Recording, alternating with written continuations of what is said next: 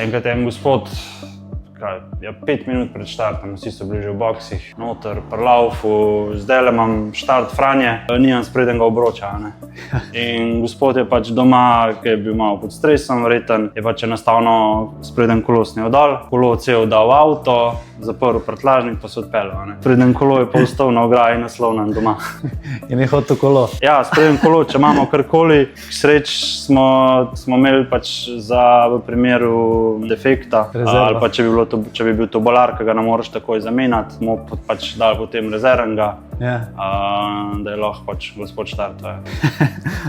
Teh je veliko, največ je tega stresa, ker ljudje cel let trenirajo za Franjo ali pa za etap ali pa kakorkoli in so pod stresom že en teden prej in se zmeri nekaj pozapa. Ali paš za srčen utrip, ali čelado, čevlje, tudi take stvari, tega je največ. Tako da midva sva se pogovarjala in sva zdaj naredila en tak seznam enih stvari, kaj je treba preveriti na kolesu, preden se gre na eno tako dirko.